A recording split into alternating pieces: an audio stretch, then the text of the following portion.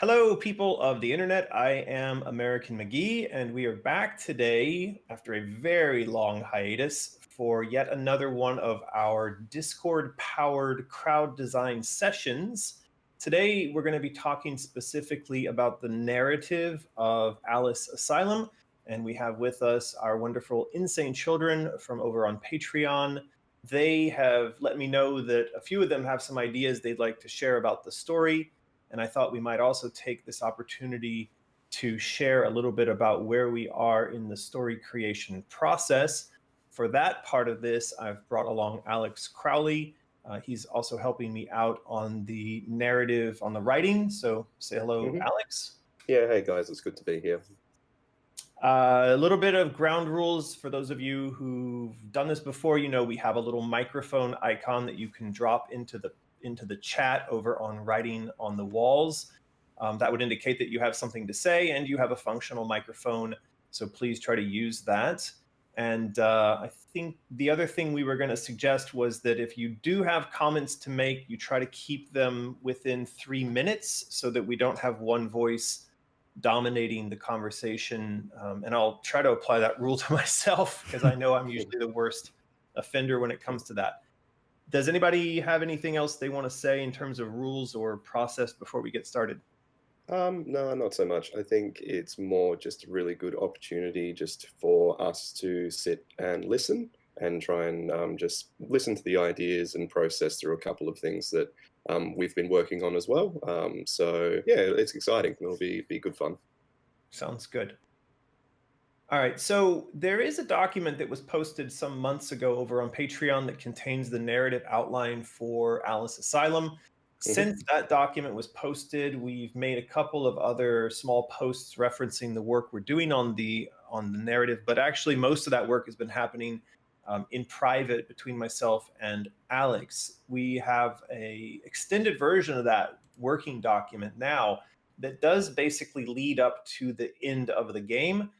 But at the same time, I'm struggling maybe or searching around would be a better word for exactly how to structure some of what's happening so that all of the theme lines Mm. up and makes sense and feels meaningful. Does that sound about right, Alex? Yeah, I think we've got a lot of foundation and building blocks kind of lined up and well set. It's just we're in a process now of kind of refining the story and also closing off some of the arcs that are kind of mentioned early on.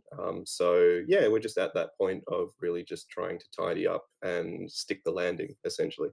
Yeah. So the story is actually pretty straightforward. It's one that you could describe as a young girl's prison break from a prison of the mind. It's the inner child of the adult Alice, and she's trying to break out of this reality she's been stuck in that we refer to as denial. It's a stage of PTSD. So we're really trying to focus very much on the child's journey and the child's story. And I think that the general theme for that story is one of fault or guilt or blame, because throughout the game, she's being constantly reminded that everything that's happened is her fault. Now, as far as the adult goes, that's the character we've seen fight her way through all of the previous games. She is what we're kind of referring to as Shadow Alice, but I'd say that she is Alice, but like there's a dominant aspect of her personality we would refer to as the shadow that's sort of taking over more and more, and that takeover reaches its sort of crescendo at the moment that Alice pushes Bumby in front of a train and murders him, which is a sort of rightful vengeance, but at the same time, it's definitely stepping over the line towards sort of the dark side.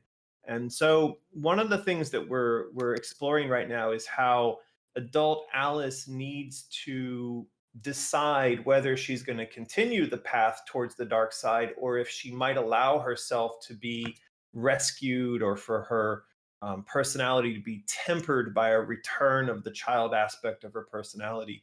And in London, we've also kind of wrapped this up with what exactly happens after Alice pushes Bumby in front of the train. And my sense is that she tries to return to the home for wayward children, but that Radcliffe is there and stops that from happening. which also kind of raises the question of like what role did Radcliffe play in all the things that led up to Bumby and then his um, ultimate demise. So there's a lot going on in there, and that may be why like I'm sort of reeling around trying to figure out how to tie it all together. But Mm, I think most of you that followed along on Patreon, you probably know a lot of that. So I'm curious. I think right now to ask, what ideas have popped up in the minds of our insane children that might be added to or improve that story. And mm. yeah, Alex, you got anything else you want to add to that? Yeah, I do actually, and just while we've been sitting here chatting this morning, I've created a diagram that is because this world is kind of based within like a snow globe theory of layers within layers, and there's reality at your largest core, and then the Wonderland that we're familiar with, slumber, and then this child, Alice's Wonderland as well. And I think that for me, when we're talking about a story as complex as this, um, it's kind of a good visual cue to kind of use, and a bit of a tool so that you can kind of know where things occur in this story. And American, look, I'm open. I've just literally just created this diagram here. Do you reckon it would be worthwhile sharing that in the chat with everyone so they can see it? You can give it a shot, sure. It is Yeah, a sure. weird, complicated story. We described it the other day Mm. as sort of like the movie Inception, except instead of moving from the outside inward, you're moving from the inside outward. Yeah, it's exactly that. And you've got kind of main characters and key players that start at certain points in the snow globe, and they will encounter one another at certain points, and then there's a resolution in other layers. It's hard to explain with words, but I'm hoping that with this screen cap that I'm just loading in there, check that out, American, as well, as if you've got any thoughts or if that's inaccurate. But it's yeah, deepest cause and where the gameplay really takes place, and then slumber is positioned as a looking glass to connect to the shadow. The shadow, Alice's Wonderland, is the darkness of Alice's psyche, and that's a wonderland that we've visited before. And also, then outside of all that is Alice's reality and London. So it kind of positions a few key players within that. And I think that's where we kind of landed at our last discussion as to where these layers and areas take place. That's right. Mm, Yeah. The other thing we should mention in all of this is that there is a child in all of this, young Alice, and her primary goal throughout the game is to get home. So, it's always really important to have your main character have a very clearly stated goal from the beginning. And that is her goal. She wants to return home. She wants to escape from Wonderland. So mm, she's trying to move out of that circle. But I think where she's going to end up is she's going to find her home within herself. It sounds mm, kind of like a cliche, but once she reunites with her adult self, and the adult self embraces her and tells her it's not your fault, she will have gone through her version of this circle to the outside. mm. And I think that was kind of where we wanted to land it, just as a, don't want to get into too spoilery territory, but it is a resolution and leaving the character in a place where she's whole again, like in a positive place is where we want to kind of end her in the story. Absolutely. So we'll, Yeah. yeah, so that's kind of a, just everyone kind of keep that in mind, I guess, for where we're Yeah. positioning this to end. Mm. It will be a positive ending. I saw somebody mention just a few comments back, just really quickly, that there's a concern that once she's murdered Bumby, she will be seen as a murderer. It's Mm, important to know that one of the reasons I'm bringing the Radcliffe angle into this is because he will have a room full of the evidence necessary for Alice to clear her name, to reclaim her inheritance, and to reestablish herself as a respected member of society. So when this is finished, Bumby will be painted, but with the appropriate evil brush. Radcliffe will be incarcerated, and Alice will once again be, restored to sort of normal society. Well, as normal as she can be. She's still a bit of a nut job, but mm, close enough. mm. So I think that's good for you and me, Alex. I think it's Definitely. now a good time we open this up to suggestions and maybe questions as well. So um, we have Aaron, which I think is also known as Lucky Dragon, has thrown out the first microphone. So here we go. And just Aaron/Lucky Dragon, just a reminder, try to keep your comments as brief as possible, please. Am I doing the... Oh, did you want me to do? Okay. No, I did it. There we go. Hello. Go for it, Aaron. Hello. Hello. So I had quick thoughts about Radcliffe then. Idea of what the machinations of his plan could be. Now, since Bumby died, and she was kind of his only real associate that we know of, we can assume that she probably would have already been under investigation for the murder of Bumby. And so maybe at the start of the game, she's already on trial. And since Radcliffe is her lawyer, is her appointed lawyer, because he's, he was her family's lawyer and he passed on, now he's her lawyer and he handles her affairs. If he was actually, supposed to be representing her at the trial, a trial which, since there isn't a ton of evidence, she should be able to win the case. She should be able to prove her innocence, even though she's not, but she should be able to, because there's not a lot of evidence tying to her. But I think that a way that Radcliffe could attempt to undermine Alice is to botch the case, and make it look like she is a criminal. And if she's a criminal, that could be a way in which the loophole is brought into effect, where if she's a criminal, she can't have access to her fortune, and the fortune would then be passed to the person who's handling the affairs, and he would have to hold on to it for a set period of time before returning it to the state. But Radcliffe, being, relatively smart with numbers and money, would be able to take a certain amount of money off the top before giving it back to the state.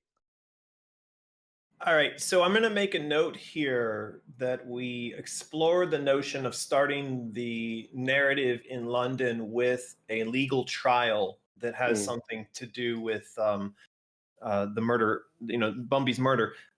So I like that as a kind of opening. I do want to respond by saying that I had thought about how we might extend out the London story. One of the things I'm concerned about is that the London story not overshadow the primacy of the young girl's story, right? So I'm a little bit worried about mixing up who the main character is, especially when the main character is essentially all the same person, Alice. It just depends on, it's a perspective thing, right? So let me make a note about the trial idea, and I'll noodle around with that and see if there's a way to make that work. But I want to mention this. This is a struggle I'm having, and your idea brings that struggle very much to the forefront.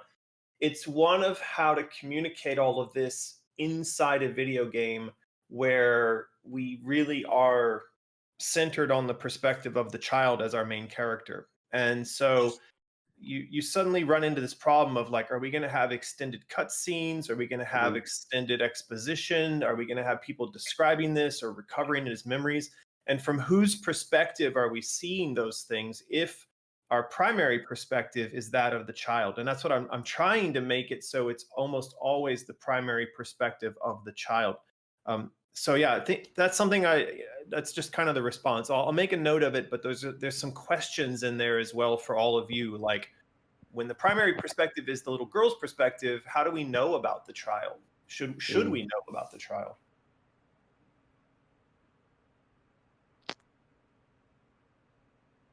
Hello. Yeah, Hello, am I speaking again? Oh, my yeah. bad. Okay, I have actually a way of keeping the focus on child Alice being the focal point of viewing this story.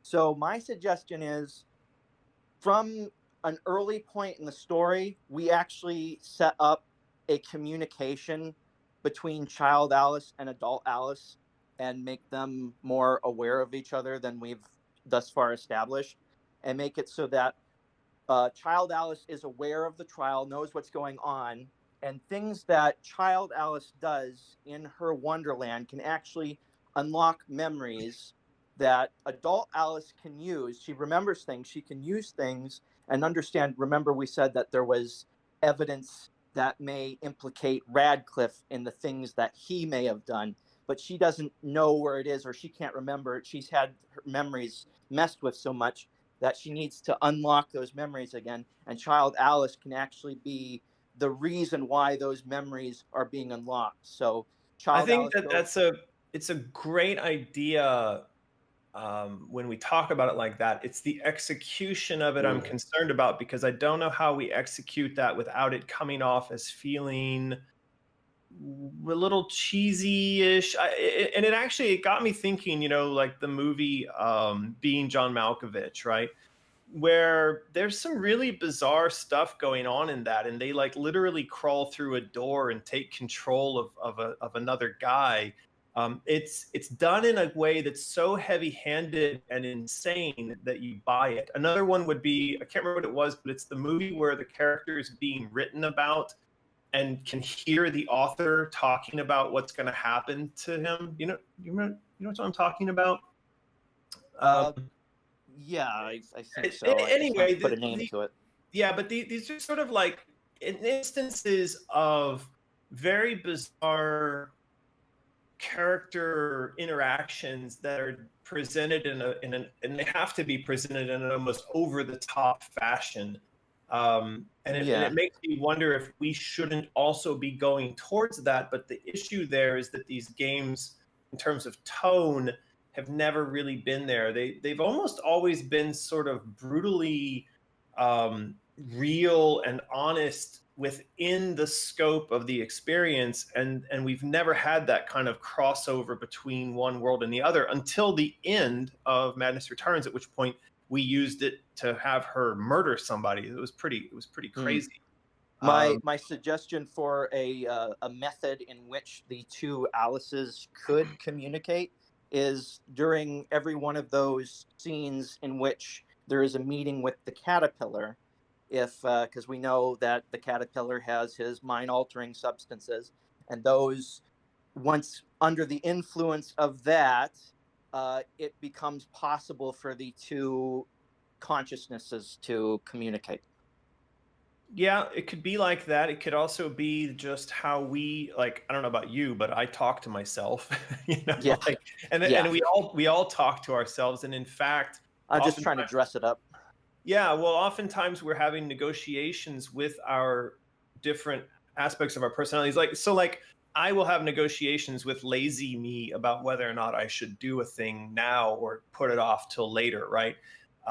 So I think there are ways to do this. My concern is mainly having to do with the tone and the method in which we pull it off. Like, does it undermine the seriousness of the narrative and of the game if we do it incorrectly? These are actually some of the really big questions I've been really struggling with. It's not about the story so much. It's about all these different perspectives on the story and how do the lines of communication work between them. One last thing I'll say about it is, for me, having child Alice actually be more involved with situations that are happening on the outside world actually gives a sense of stakes that I feel like I've been lacking with child Alice's story, because I don't know, it's wrong. I shouldn't feel this way, but I feel like there's almost a sense that child Alice is like fake Alice, right? Because she's in the mind of adult Alice. But if she's actually having tangible effect on the outside world, I feel like there's more import to what she's doing. Yeah, the stakes question is a good one. We do have some answers for those, but I see that Alex is trying to get a word in edgewise. So, Alex, what do you got? Bye-bye, guys. Yeah, I think because I've just been listening to all that, and I think they're really good points. And it kind of comes back to setting tone and pacing. And I guess when questions like this come up, just from my perspective and from how we've been kind of creating this, is the opening, like with like a court scene, it kind of it reveals the mystery a bit early for the player, because I remember that when we first start as the child, we're in the deepest kind of recessed core of the repressed inner child's wonderland, and we want to set up that mystery for the player at the start of the game. And then this connection between positioning slumber between the child and the adult, that's the gradual reveal that will kind of piece together as the game goes on.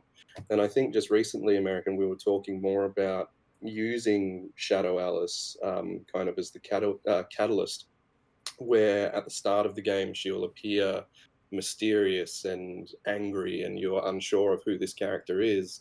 And then as the connection between the repressed inner child and the darkness of the adult become more and more connected, they become more aware of one another. And I think that when you start introducing like the real world or Radcliffe's threat, those are parts that will need to be kind of interjected into the story in a way that's also not information overload, because we kind of want to have the player experience Wonderland and then experience the threats that are within that, and then outside of the encountering the shadow, and then also resolving the story of the external threat and the reality threat, which is the resolution of what happened with Bumby. So when you start using those pieces as kind of building blocks, I think that hopefully might explain when the kind of soundboard that we bounce these ideas off, to make sure that we're not convoluting an already quite complex story.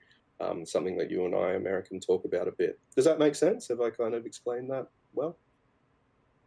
Yeah, I mean, what we're getting at here is that there's a fairly simple story to be told, but the value and the interest and the love of the story will be generated by the method in which we do it. And if we were to just have the game start up, there's an old trope in movies where like the movie starts with a newscaster giving you the breakdown of the current situation. And of course, there's nothing mysterious or interesting in watching that sort of thing unfold in a film. We, as an audience, much prefer to be led along a breadcrumb trail and to pick up pieces of the story as we go, and to piece that story together for ourselves instead of having it fed to us. So one of the things that is at risk oftentimes when you have a movie or a story set in a courtroom is that you're literally fed the details of the story, via the structure of a court case. And that's why a lot of times like courtroom movies, they don't really deal with what happens in the courtroom. There's some sort of mystery that unfolds outside, right? So, I would want to be careful there. But yeah, Alex, what you're saying is, how do we take the unique structure of the story and the characters we've created and dole out the information in little bits such that it's compelling and mysterious to the people who are playing it? And that, yes, that's what we're trying to figure out right now. Yeah, it's that balance. It is that balancing act. But yeah, no, that's. I think my 3 minutes are up again, so I'll throw it back out if anybody else has got any other questions. I do like the whole idea of it. As long as it's cohesive and it all mixes well together, it sounds, yeah, it'd work. Ancient Child did put up a microphone earlier, so she could probably go next, and then Nicholas wanted to speak on that chaos thing. Okay. Go ahead, Ancient Child. You're able to unmute yourself. Okie dokie. I actually had quite a few things. So first, on the topic of the trial, I just actually commented on it, and I said, I don't know, what if Bumby wasn't liked and no one cared that he died except for Alice, who killed him? And so the trial was just in Queensland as dealing with her anger and guilt, and we smashed into anger from the guilt of killing Bumby. Well, we do have an entire section dealing with judgment, and it's set within a courthouse type of thing. But I think a lot of that is more dealing with the child's the child's exposure to the death of her family and the feelings she's repressed for all these years being hidden back in denial. In my mind, the sequence of events from Bumby being pushed in front of the train to when Alice confronts Radcliffe and is at the steps of the Home for Wayward Children is a matter of minutes or maybe an hour. And that this new story kicks off within that period. It's like push Bumby under the train, and immediately she's in a confrontation with Radcliffe because he knows that now Bumby's dead. Sort of the game is up. He's either got to make a move against Alice, or it's going to be he's the one who's going to hang. Gotcha. So did we scrap the idea you talked about of Alice starting into the psychosis of Wonderland by slitting her wrists? Yeah, so I thought I'd mentioned that, and it's probably something that got missed on a Patreon post or during one of the live streams. The idea that Alice is going to start this off by the notion of suicide is I guess it's still kind of possible that it's on a list somewhere, but I really am much more.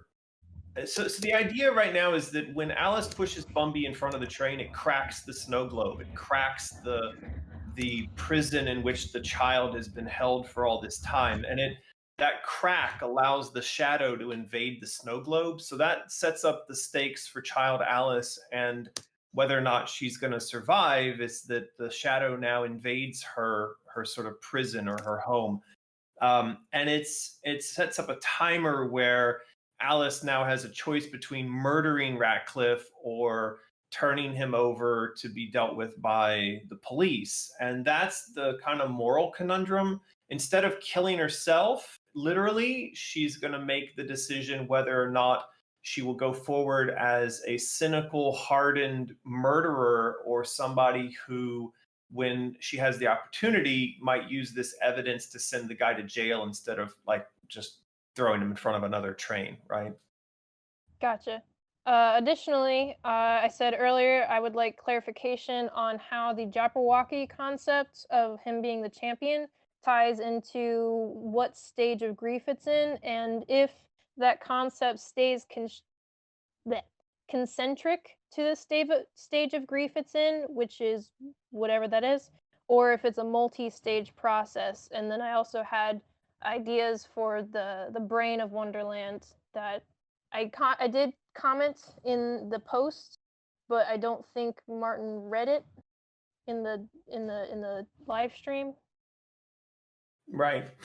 Well, the way we have it right now is that she constructs the Jabberwock from various elements of the senses, so the eyes and the brain and so forth. And my notion there was that these are sources of triggers related to your PTSD.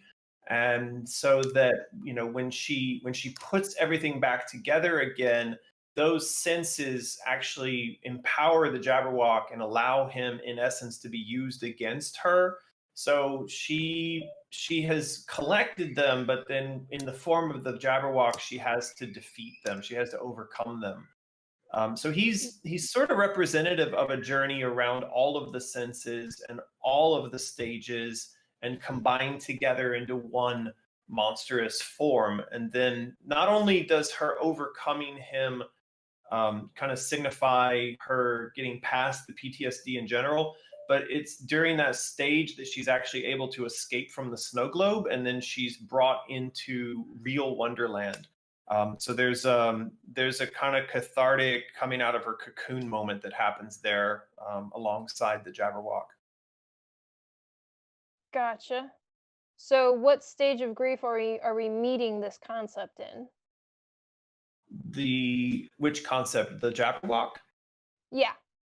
Well, a large portion of the game takes place in what we just call depression, because that is where most people who are in PTSD spend most of their time.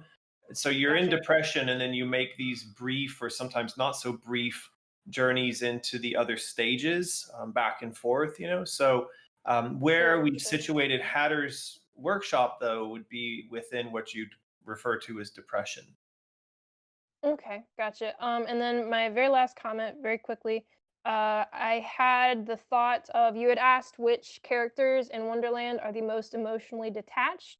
From Through the Looking Glass, the book, I would say it's the flowers, because they have the most um, mm, uh, animosity is the only word I'm coming up with, which is an emotional word, but it's what I got in my head right now. Towards Alice being a weed and not a flower. Right. So I did like your Bill the lizard. I did like the idea of having some levity, but I figured along the way she could battle the flowers, which I already know we came up with a flower monster design. But she could battle the flowers, and the flowers could have their roots like entwined within the folds and membranes of the brain, and she would have to go in and pull out the roots, much like she had to pull out the whatever creature it was in the Queensland of Madness Returns when she was Giant Alice. Mm. That sounds really good. And keeping in mind that in the Vale of Tears, the flowers are there. We do have the section of the collecting the tears also connected to the flowers. Okay.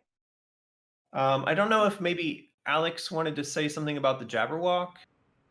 Yeah, I just kind of think that that's when it kind of comes up in conversation, it might help to kind of explain a little bit of the backstory and the reasoning for why we kind of position that character as this champion of chaos and or order, sorry. And it kind of stems back to it was like a game design question where we wanted to position elements that could be picked up and built, and kind of send the player on a journey to collect items to build something.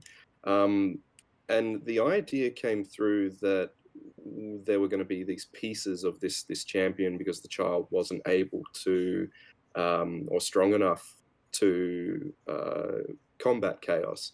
So you're kind of fed this lie almost of that you can go on this big quest and build this wonderful champion that will help you out and solve your problems.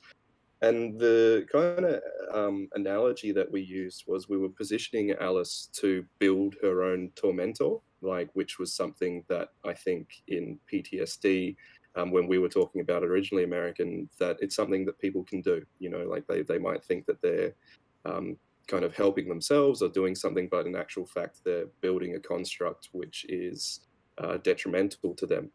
That was the original concept, and I think over time it's kind of shaped into positioning this character that it's kind of a twist reveal that instead of this having this champion build up, that it actually is it's a horrifying reveal. But we've used him in a way that it kind of positions the character as like a large source of power for the child to kind of combat this chaos. But as it gets to the end, it's and I don't really want to kind of get into too much spoilery territory because we're still kind of throwing this landing around that either his power is absorbed by an external source or like the queen, or his role is not what you'd expect, how it's kind of been painted out in the game so far. So it's something, and also it's an amazing character that I think was kind of used like just sparingly in Madness Returns, and it's good to bring such a formidable character back in this iteration, and in this Wonderland. So that's kind of the reasoning at this stage. But we are, from our recent discussions, American, we're still figuring out the best way to close that character's arc, I would say. Do you agree with that? Yeah, I think that's right. I mean, there's actually quite a lot of symbology wrapped up in that character, being that we talked about being that it's a reptilian character, being that she's relying on someone else, namely Hatter, to suggest the way in which she might solve these problems, and then ultimately, you know, it's not what he suggests that she do that solves it. It's the work that she does along the way that solves it. But all of these being really great analogies for some of the things you go through when you're suffering through and trying to resolve PTSD. Yeah, and there is a lot of symbology with that, and we are always trying to. And I think this is the reoccurring theme, American, when we discuss these narrative questions, is we try and bring it back to that process of PTSD and grieving and processing through kind of like what life throws at you and representing that or putting a face to these emotions or states that you will find yourself in times of suffering. So it's yeah, that's always a good anchor that we try and use to position these characters. And even if it's not represented literally, because we don't want things to be like too on the nose, it's there's reasons for their positioning. Well, and the other thing for people to remember, because I see some comments that, you know, perhaps the sarcophagus looks too obviously evil. It is meant to be a weapon that's going to be employed against the chaos that's destroying the snow globe. So it's certainly not going to look like, you know, a water gun shaped like a cute little flower. I mean, it's meant to be something that goes off and defeats some, you know, some world-ending threat. But yeah, I mean, I think we still have room to kind of play around with the space in which it's contained and the iconography that's contained on the container itself. Yeah. All right, cool. Did we have any other microphone question marks coming up? I know that it was Nicholas that I think has something he really wants to talk about with the chaos. Correct. Trinity. There was one other question really quick. Just wanted to have that answered. Ancient Child asks, is the Jub bird ever going to make an appearance? Don't know. I haven't thought about that at all. So, okay. Do we want to let Nicholas have the floor? I know he's been really dying to get his comments out. So, Nicholas? Hi, can you hear me? Can hear you. Yep. Awesome. Hello.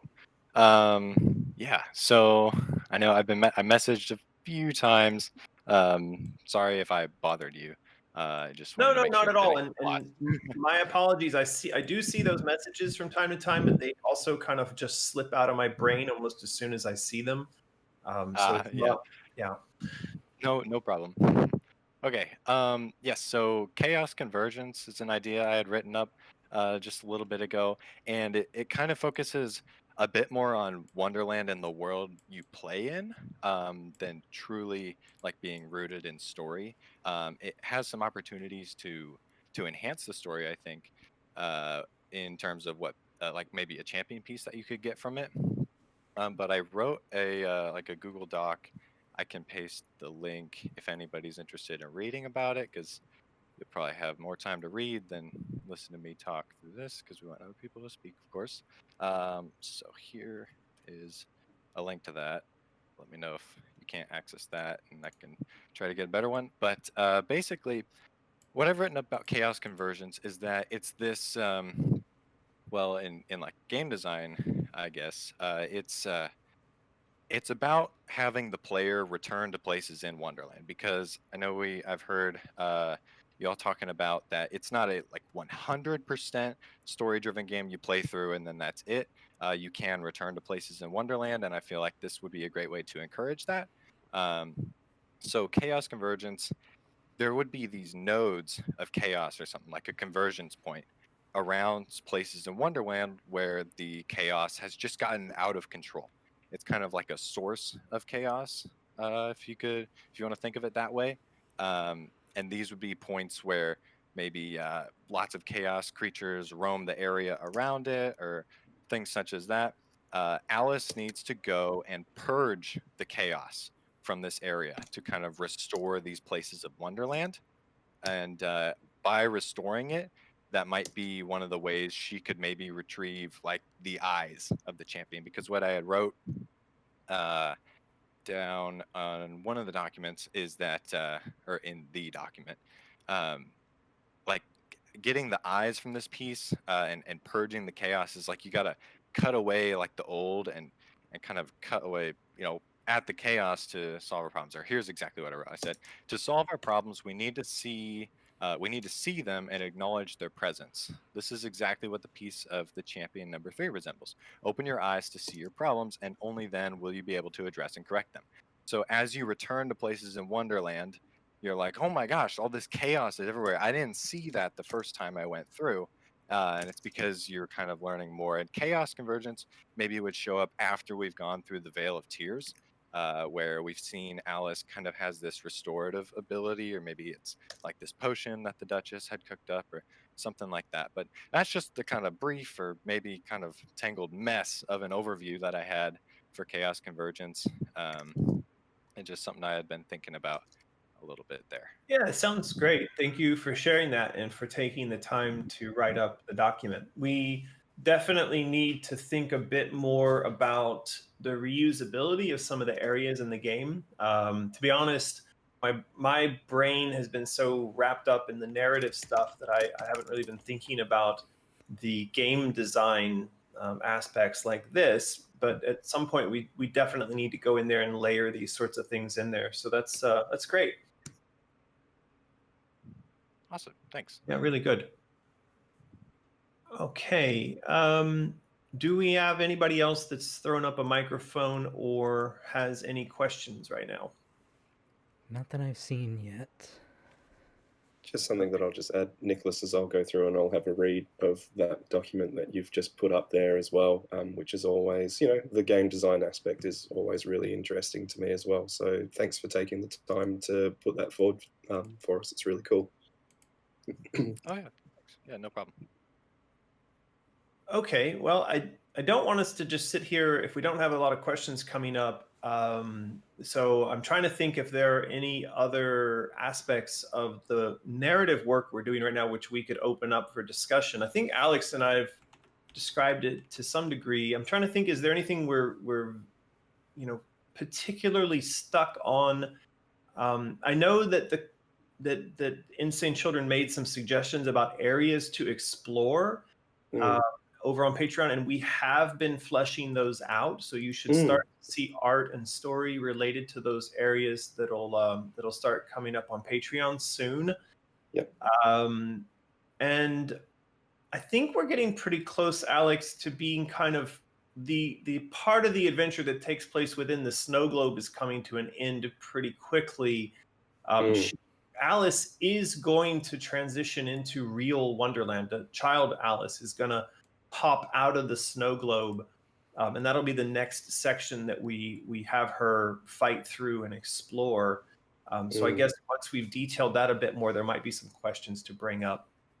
Yeah, and I guess, look, because I'm always keeping in mind, like, I don't want to spoil kind of like big twists or anything for people, but the ideas that we've had on what occurs in that once Alice kind of breaks out of the snow globe, is that something we want to discuss, or do we leave that for another time?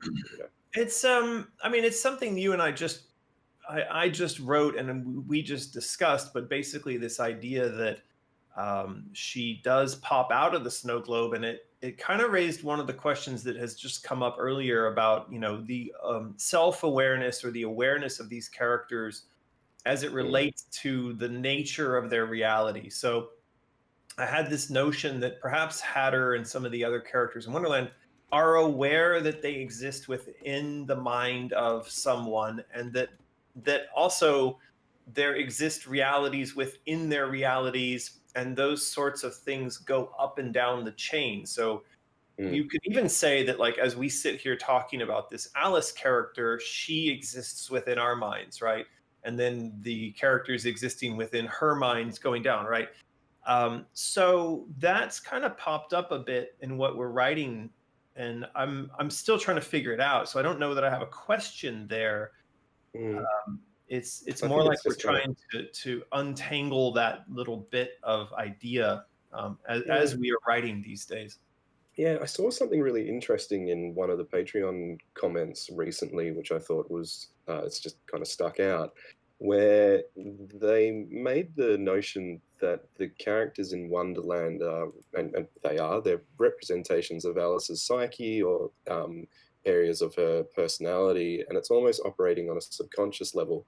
And they mentioned that your subconscious is more aware of your reality than perhaps your own, core perception, which I think is really cool. Which to me kind of resonated because it allows the characters of Wonderland to be aware of the peril that perhaps Alice faces in her reality, or her passive perception, which is kind of manifesting in characters either helping or hindering her progress towards solving these external problems because they're aware of them as part of her subconscious, but her kind of core consciousness is represented as like the inner child or the shadow, which maybe might not be so aware, and that's what's being reactive to what's going on around her. So I don't know. There's lots of things that we can kind of play with and I, go with. So here's the problem that I have with all this, and I think I have this when you and I brainstorm, Alex, or when we brainstorm on paper, or when I read ideas from our patrons. It's all fine and good to suggest that she has an inner dialogue or that she's talking to the voices in her head. Where I always run into the problem is I can't visualize how that looks on the screen. mm, And I've mm, brought that up many times, like when we're writing. It's not about writing down an idea. mm, She's talking to the voices in her head. That's fine. That's an idea. The thing I feel we really need to focus on is how is that specific idea represented concretely on the screen? What do we mm, see the actor doing? What are the dialogue? How does it work? What does the camera cut to back and forth? They did mm, this with think Smeagol slash Lord of the Rings. He mm, would have conversations with himself, and the mm, camera would shift as his head moved back and forth in these little debates that he is having, right? mm, uh, is it like that? And that's a real question, and can we pull that off? um, mm. yeah, so Oh, I just kind of feel there's like you've got a lot of tools to kind of pull from, like in the toolkit, where you could position, say, characters like Hatter or the Queen as representations of anger or ingenuity, and then there's also in this story, so their dialogue is representative of that, and then there's also the encounters between the inner child as the player and the shadow.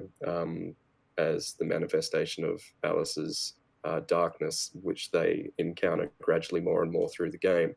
And I think, and also the encounters with slumber. There's lots of different um, tools that you can kind of use to communicate these stories, but at the same time, it's trying to find that balance between well, making sure it's concise. the child Alice having confrontations with Shadow Alice, easy. I can picture that. I have no problem with Mm, that.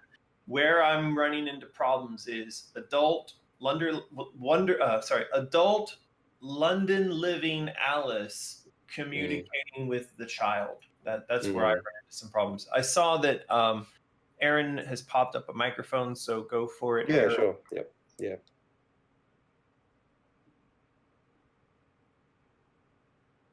Hello, Aaron.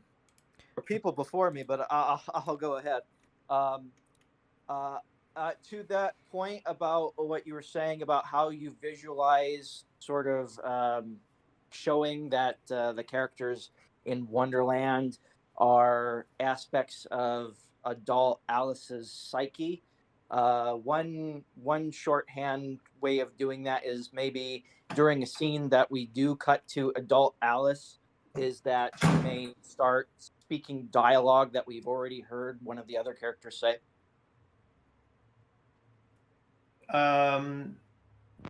I'm not sure I understand that. You want to try? Like if say like the Mad Hatter says something in a cutscene earlier in the game, or the Cheshire Cat, or any number of the characters in the game says something, and we cut to a scene later on in the game where we see adult Alice and she's having a conversation with somebody, and she speaks that same line of dialogue in a way that just sort of is maybe sort of unnatural for the way she would normally speak. it may show that there's like a bleed over between what's going on in these various levels of Wonderland and what's going on in her conscious mind. Well, we look, The Sixth Sense would be a great film wherein that sort of conceit was leveraged throughout the movie. He was seeing stuff and having conversations and interactions, and then at the end of the movie, he's like, "Oh, holy shit! That was ghosts all along." So it can be done. I just haven't had the thought on exactly how it would be done.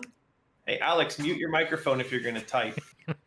But I Sorry, guys. accepted long ago that I think it was always made pretty clear throughout the series that all the characters in Wonderland exist as various aspects of different parts of Alice's brain. Like, I think what it's always been said is that the Cheshire Cat is Alice's id and stuff like that, and Mad Hatter's her intelligence, those sorts of things. There's no question about that, Aaron. For sure, those things are true. And for sure, she could have conversations with herself. All I'm saying is, how do we concretely represent that in a non-cheesy fashion to the people who are watching this on a screen? That's my question. I haven't solved that question yet. If you how to visualize it, like, yes. How do we show Alice speaking to child Alice? Yes. I don't know, like through a mirror, through the snow globe, maybe. I mean, something like that. But that might be the cheesy way. Well, that's the problem I've got with them. So far, everything I've come up with feels cheesy. And so I would like, I would like to, but just think about it. Like, once we all watched, I See Dead People, it became a meme and it became hilarious in a way, because it was so, in a way, it was like, once it was revealed what was happening, it was so unusual that it almost became hilarious, right? I have a suggestion.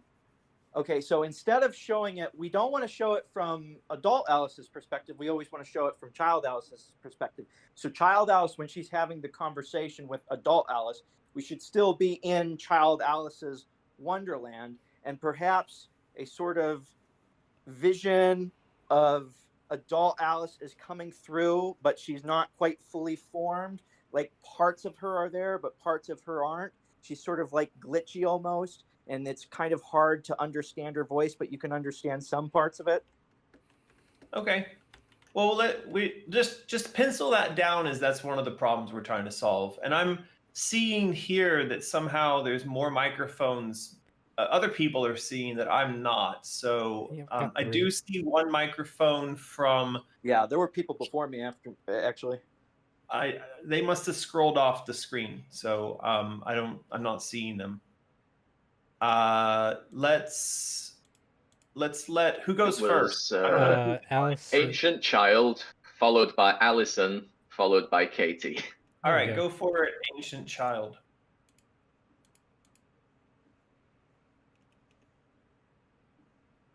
Okay, I'm here again.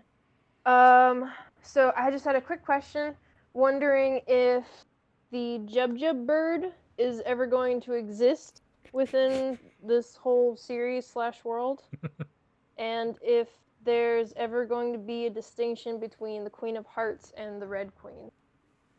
Okay, so now I understand some of the confusion about the microphones. I thought I had already answered the Jubjub bird question, but perhaps when I did that, my microphone was muted. The answer to the Jubjub bird is I don't know. I haven't thought about them at all. 0. So maybe, who knows? And then what? Can you state the question about the Queen of Hearts again? Yeah, is the Red Queen ever going to exist, and is there ever going to be a distinction between the Queen of Hearts and the Red Queen? I'm not the right person to ask this question, I think. So I understand that there's a Queen of Hearts, and when we refer to the Red Queen, are we talking about the chess piece queen, or are you referring to the other queen that's mentioned in the books? No, I'm talking about the books, where the Queen of Hearts is in the first book, and then the Red Queen is in the second book, mentioned by the flowers as having shorter petals, as Right. well as her being the helpful one to tell Alice the rules of how the game works, and she Yeah. lays down these stakes and et cetera, et cetera.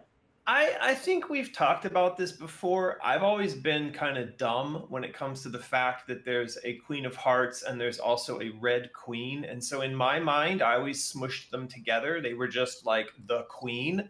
And I think that that's spilled over probably into the way that the notion of the Queen is represented in the games. So anyway, I claim ignorance on the whole Queen's topic, and we don't currently have like the notion of a standalone Red Queen character in Asylum, and I don't even think that there might be room for that. So she probably will remain something that's sort of unreasonably smushed into the concept of the Queen of Hearts. Yeah, that's fair. That's usually what happens with her. Yeah. She doesn't Okay. get the credit she deserves. Oh well, Yeah. but thank you. No worries. All right, who was next in line? Allison Ray Graver. All right, let's go for it. Allison.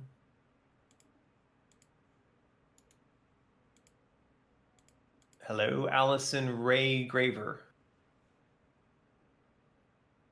Should be able to unmute herself now. Yeah. Or they. Yeah, sorry. Allison, we are waiting for you to unmute yourself. Sorry about that. That's all right. Hi. Sorry. Well, my first answer was, or my first question was kind of answered about the three different Alices, the young Alice, the adult Alice, and Shadow Alice. So I now have a full grasp on that because I was kind of confused for a minute. I'm glad you do, But- because I'm not sure that I always have a full grasp on that. Well, there is a little bit of a lingering question on how the Shadow Alice kind of plays a role into all of this. Is she kind of like the darker version of adult Alice? Yeah, so the way we've constructed this is the notion that when the fire destroyed Alice's family, she was a little girl. And now you imagine that the little girl had within her a split personality, or the ability to split her personality. And at that moment of trauma, a dominant aspect of the personality took over, and it shoved the little girl down into the dark recesses of the psyche. And then it was that was the shadow. So the shadow sort of emerged to be the champion who would take up the knife and go fight all the mental demons. And meanwhile, the child was smushed down in the basement for this whole time. Now, amongst all this, you have to remember that, you know, we are individuals, and so that the person known as Alice, she grew up, and we refer to her as adult Alice, but she still has multiple aspects to her personality. One of them is shadow, that's dominant. One is the child who has been smushed down in the basement. And kind of a little bit of the battle that's going on in the current narrative is that the adult is sort of she's come to the point where she has to make the decision as to whether she continues with the shadow as the dominant personality, or she might allow the child to reemerge and balance things out. So that's the dynamic that we're playing with here. All right, I can see that now. That actually makes a whole lot of sense, given the fact that when you deal with, sorry for saying so many times, wow. Nervous as heck here. You're one of my heroes. Anyways, so that makes a lot of sense given the fact that dealing with a traumatic event like that, you're going to have a lot of personalities and split effects on your psyche, especially when you grow up. Yep. And those kind of echoes. So having Shadow Alice as the main dominant personality definitely makes a lot of sense. And, adult Alice having to now make the choice whether or not let child Alice out of the basement in order to balance things out. Yep, that's or right. continue down this dark path. That's right. And it's evident you might end up killing another person. That's right. And it is evident when you talk to people who've suffered through PTSD. One of the outcomes oftentimes is that they go on through life turning into very cynical, bitter people instead of kind of transforming through the PTSD. And I'm not saying that to throw guilt or shame upon them for not transforming. Oh. Sometimes it's impossible to do. But we're Oh, yeah. giving our character an opportunity to transform or to sort of crystallize the shadow self at the end of this story. So I think that's what we're trying to explore here. Yeah, which I totally understand, and also I would like to thank you for doing that, because I'm not gonna lie, seeing people represent people like me who have been through PTSD sort of scenarios and not allowing those characters to grow past their, cynical, the world is all dark, there's no light, kind of edgy stuff, it's refreshing. So thank you Well, I'm for glad to that. hear that. And I'm glad to hear that the concept works for you. It's important that this story resonate with people who've had these kinds of experiences. It's why I'm trying to bring it from a place where it would make sense for us, who've been through that kind of thing. Oh yeah, and one more thing, it's not really a question, it's more of a kind of want to extend a helping hand. I do a lot of storyboard work, so if you ever want something like visualized or anything like that, just throw it to me and I'll draw something out. I appreciate that. I think you can reach out to myself or Alex, and we can give you some stuff that's like a test and see if the results fit in with the style and the direction that we're trying to do for the project. So, but yeah, thank you very I much love for that. Okay. Anytime. Right. All right. I think we had one more microphone that I missed that was in line. Who was that? Katie. There we go. Katie. Go ahead, Katie. Hey there. Can you hear me? We can hear you just fine, Katie. Okay, good. Thank you.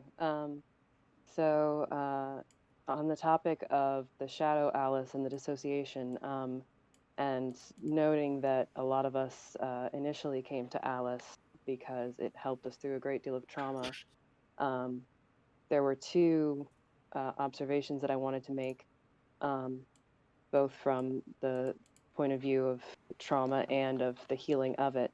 So nowadays, granted, I would have to look into the research as to how dissociation was dealt with, if at all, in Alice's time. But the concept of whether she wants to transform and or have the shadow Alice take over in modern psychiatry, it's not an either or. People with dissociative identity disorder, part of the treatment involves the merging of the identities into a kind of contiguous whole, so that bringing them together so that the person is able to draw. So Alice would, as a person, be able to tap into both her childlike self and the shadow Alice when necessary. Having said that, that's a modern tactic and not an old-time London tactic. So I don't even know if that's something that would fit within the scope of keeping the game historical. But it is definitely something that I think Alice, maybe even with the help of herself, because people who tend to speak to and about their own traumas tend to be aware that they're speaking to themselves, and there's definitely some awareness of that, and also some ability to then, using yourself as a sounding board, form that contiguous whole and heal on their own. And I think we see in both Alice, the first Alice, and in Madness Returns, that those aspects of herself, the cat, the rabbit, the hatter, that even though she is in essence speaking with herself, they are presenting her options that it's basically the same way some people would have an inner monologue, she has the inner dialogue with these different characters. Right. So that might be, I don't know if you had any plans for a third option of instead of just the either or of the shadow Alice, but yeah. And So then no, go ahead. Go ahead. No, you go ahead. This is your show. I'm just throwing ideas out there. Okay, so on the comments regarding the integration of the shadow, this is actually something that we've talked about quite a lot. I don't believe that the child should take over, nor do I think that the shadow should be dominant. It's exactly what you said. There should be a mixture. And you know, one of the things that's important for Alice is that she be aware that she has teeth. You know, we all of us need to know that we can be dangerous, and she's obviously no exception. She's learned quite well that she can be dangerous, at least inside of Wonderland. But I think that, like I said, the idea that she pushes Bumby in front of a train, it opens up a door. It's sort of, will she continue down the path of being the kind of person who pushes people in front of trains? And Okay, gotcha. yeah, so I want to give her a sort of moral dilemma with Radcliffe to discover that, hey, here's another person that, were I that kind of person, he too should be under a train. And I Do want I her want to be that kind of person? exactly. So Okay, when gotcha. when the child emerges, there's going to be a mediation, and there's a kind of three-way conversation going on here. One is Alice, the person, and then the two aspects, the child and the shadow aspects of her personality. And the final scene of the game, I want the shadow and the child to be sort of stood in front of adult Alice, and to have them merge, to have them, you know, come together, and that's the most powerful way that she can be. It's not, you know, one or the other, but it's actually the merging, just like you said. You know, whether or Okay. not that was a notion during Victorian times doesn't really matter, because there were people who figured it out for themselves anyway, right? Right. So I'd like to see her be the kind of character who figures that out for herself. Yeah. And the second point, which I'm not sure how well this will be received, but I figured I'd put it out there. Continuing on the shadow Alice, the child Alice, and the possible, and trying to figure out how to visualize it in such a way that it's not, you know, cheesy, and it's that there's some meaning to it, because a lot of us have come to the game from places of trauma. It stands to reason that some of us may have some experience with these scenarios and what they look like in our own heads. So would it be possible, do you think, or is it viable, do you think, for those of us who are willing to maybe even just throw out there what it looks like to ourselves and see what could be, to come at it from not just a place of trauma within the game, but from those who have seen it in their own heads? And or would that be too intense for the game, do you think? I'm a little uncertain if you're referring to coming up with ideas for how to represent something in the game, or if you're suggesting that we take the experiences and put them into the game. Can you clarify? I'm trying to figure out the best way to explain it. So you were talking about you weren't sure how to visualize, you know, whether it was going to be Alice looking into mirrors, whether it was going to be the different camera angles, whether it was going to be, you know, Alice facing herself, like what the imagery was going to be, in her kind of facing off herself, or her talking to the different voices in her head. So I'm sure there's a fair few of us who have come to the game from places of trauma who can say, you know, oh, when I talk to the voices in my head, it looks like this, or it sounds like this. Maybe if you could take the real world imagery and make it so that it doesn't look cheesy.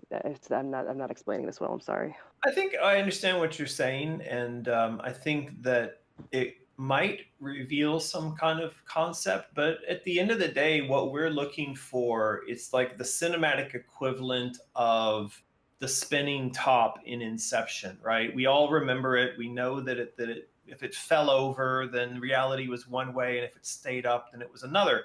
It might be like saying that when she's in London, if she talks to her plush rabbit, it talks back to her, and we understand that the voice coming out of it is the voice of the child or something like that. What I'm trying to come up with is the mechanical representation of this concept, and have it look to the audience like something that not only makes sense, but it's cool. Like, right? How do you make Gotcha. people talking to themselves look like anything that isn't just craziness, right?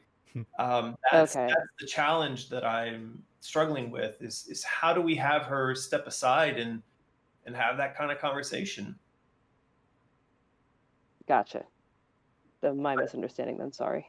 No, it's okay. So it's a complicated problem, by the way. It's like why I mentioned the being John Malkovich movie, because that film is really weird in that they take an elevator to kind of a half floor and they go through a small door, and then the next thing you know, they're driving around inside of John Malkovich. Like we're in that sort of territory. How do we open the door between real world London and the world of Wonderland and have the audience go along with that and feel that it's not something that's just goofy or silly, right?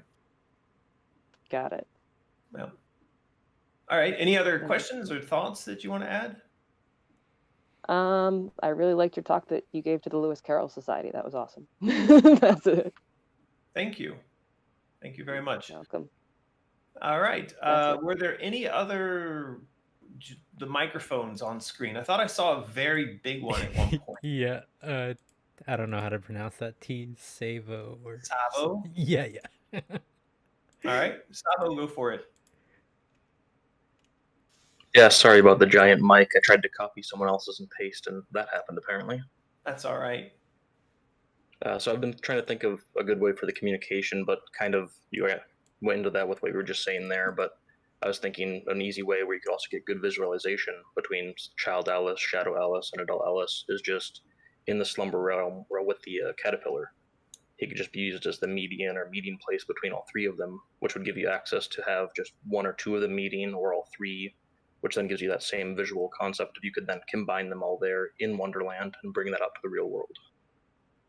Yeah, I've also thought about that. I just worry that it kind of feels too much like Batman in the Batcave talking to Robin in the city or something. You know, it's sort of we've seen those types of things. They look quite technical, you know, screens and people talking to one another across screens. I don't know. I'm really struggling with this question, and I keep trying to kind of couch it in something a bit more mystical and magical, and something maybe a little more obscure, like it, or obtuse. It doesn't come across directly. It's more like it comes across in riddles, you know. So because I feel like that's how our subconscious talks to us. You know, our subconscious talks to us through dreams, and our dreams are always analogies for the things that the subconscious is trying to communicate. It's never like, here's tomorrow's lottery numbers, you know. It's always something a bit murky. So that's why I'm struggling. Do you have any ideas on that? No, when you were talking with Kathy is when I realized what I was thinking was kind of lazy, because you're going more with that, how do you get the London awake moving Alice to communicate with the other one? So obviously being in the slumber realm would only be a cheesy, they're all asleep type frame, so complicated. Yeah, but like, you know, communicating through dreams has been done as a story mechanic for stuff like that. So it's not necessarily cheesy, and that's the other challenge here. How do we create a conceit for this type of communication that doesn't look like we're just ripping off some other version of this story? So it's tough. It's really, really tough. And if you come up with thoughts, definitely let me know. Even, you know, you think it's not a great idea. A lot of times our brainstorming, when I'm getting feedback from you guys, you'll say something offhanded that just triggers like, oh, that's the solution. So never be afraid to even throw out your craziest ideas, because that's the point of brainstorming. All right, how about this? Aliens. I don't know that we've explored the notion of aliens in this yet, but yeah, I'll scribble that down and see if I can't make that work in something. I am seeing some more microphones popping up. So do you have any other comments? I think Savo's already muted himself. So Allison Ray Graver, Okay. I think, was next. Yes. There we go. All right. So to kind of going on the whole dream idea, because of how weird and funky it can be, what if adult Alice has a dream diary that she writes into, and her dreams can be either normal or of her PTSD episodes, like how I normally have them, until one day child Alice pops in, and even though her words aren't exactly coherent at the start, she mentions that she saw a small little girl the same as her, and then as the game continues to go, she can start hearing what the child is saying. That's just an idea I wanted to throw out there. Yeah, the way we would turn that around in the game would be that the child is recovering segments of memory from the adult. That's something that we're already playing with. So anytime you think of like a diary, it's just going to be a collection of dialogue or memories or something like that. We have that mechanic in there to some degree now, and that may be enough to carry us. And it's the sort of thing we had in Alice Madness Returns, that you picked up these little memory shards, and then what was contained in the memory shards were basically like pages from a diary. That's fine, and we will have some pieces like that. I think what I'm looking for is, I guess, sort of like more interactive, because a page from a diary is something you're reading to yourself, or you're writing to yourself. But at some point, if you think that there might be an actual interactive scene between the adult and the child, the part of the psyche, it's more like you need her talking to herself, right? So that's where I'm trying to figure that out. And I'm kind of running into a brick wall on that myself here, just due to the fact that the whole Smeagol idea of Lord of the Rings, where she's talking back and forth to herself, can sound pretty interesting, but I can also see the fear of it basically getting turned into a meme as well. So, oh boy. My brain is going to be wrapped around this for a little while, so if I come up with something, I'll throw up a microphone if we're still in here. That's great. Yeah, I mean, part of what I wanted to do with the conversation today was to get everybody thinking about this problem, because maybe as a team we can try to figure it out. I saw that Aaron has popped up a microphone, and so let's hear what Aaron's got to say. And I also need to give everybody a warning that very, very soon here I'm going to have to jump off this call, because we're getting close to lunchtime and I have to go help get Lucky fed. So it's just something to be aware of. Hello, I had an interesting visual way to convey the communication. It can't be a mirror. It can't be her talking directly through like seeing Alice's head in the snow globe. Those things, you're right. That airs on the cheesy side, a little too on the nose. What if you remember in the Alice Madness Returns, before we collected the memory that sort of unlocked a big part of what happened in regards to the fire, we would go up to like a piece of the house, like a wall with a door.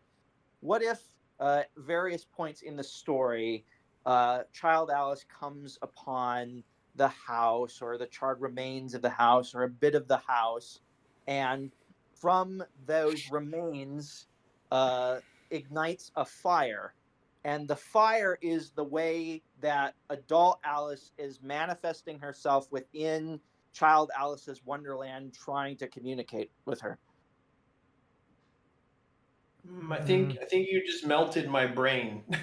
I didn't follow any of that. I think you melted my brain. Okay, so paring that down just to its basis parts is that the way to visualize adult Alice communicating with child Alice is that she would appear as ignited fire, as a roaring flame. Right. Yeah, I mean, I think these all fall inside the same category of a physical object in London which serves as a proxy to the to the conversation with the child. So it could be that I'm saying the other way around. We see this from child Alice's perspective. So we're in Wonderland, and she's in the setting of what looks like the charred remains of her house, and then adult Alice as a flame comes before child Alice, not child Alice coming to adult Alice in the form of any sort of thing, because that wouldn't make sense because she's in the real world. So like Moses and the burning bush, where Yeah, that sort of type of Alice is the burning bush. Yeah. Yeah, I mean, look, within the child's realm of Wonderland, I'm not really struggling with it very much. I feel like yeah, you can come up with a lot of creative ways in which the child visualizes content from the adult side of things. Do we need to see it from adult Alice's perspective? Like maybe we can leave that sort of like up to interpretation about what adult Alice is actually seeing when she's talking to her child self. Because since we're trying to focus on child Alice's perspective, maybe we don't even need to explain how that's even working mechanically. Yeah, well, we've got away with that in the past. It's sort of, what is the adult doing when all of this is going on in Wonderland? Yeah, I mean, she could be doing all kinds of stuff and we never even saw it. Yeah, well, and in Madness Returns, we tried to make the locations that she visited in London have some sort of thematic connection to the things she did in Wonderland. So that sort of, task, that sort of job we have done in the past. I would just say it would be easy enough to just explain that somehow adult Alice has sort of an auditory hallucination or a visual hallucination that allows her to see child Alice wherever she is, maybe not the full location of where she is, but she's able to visualize child Alice and speak to her for brief periods of time. Yeah. Yeah, I think that what you're saying is kind of the problem I'm trying to solve. I think I'm just trying to come up with sort of how the camera works and how the thing looks on screen to us as this is going on. And yeah, let's keep collecting these ideas and then see where that leads us. All right. Yeah, I am going to have to wrap this up pretty quickly. So if we can go through, I think there were a few more questions, or was there any more microphone? I didn't see any more microphone, but just text. I'm seeing that someone has bumped the question. Would you mind reiterating the problem we are facing so people can keep it in perspective? I think that's in relation to this general question. Yeah, I mean, the problem is just one of like, are the Wonderland inhabitants aware of what's happening in the real world and vice versa? And is there a method for communication back and forth between those two realities? And if there is, then what is it and how is it done in a fashion that doesn't come off as cheesy or it's been done before? That's some of what I've been kind of struggling with in the writing tasks recently. And it may end up that this isn't even necessary. It may end up that Alex and I end up paring the story down to something quite simple about the child, and so that her journey takes place and we can all just assume that her success within the psyche translated to success within the real world for adult Alice. But it is a perspective question. Like, if there's success for the adult, how do we show that on screen?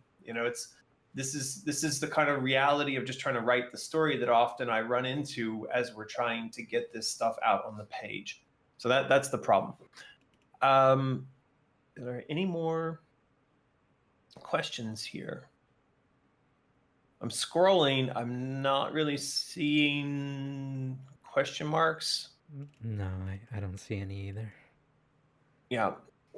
I see Alex reiterating. Alex, is there anything you want to say at the end here? Because I have to go help with feeding the child. So maybe Alex, got anything?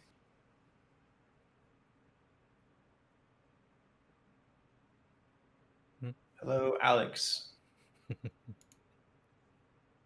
I definitely had myself on mute and I was saying the best stuff. So anyway, everyone just say that I was just saying really good things there.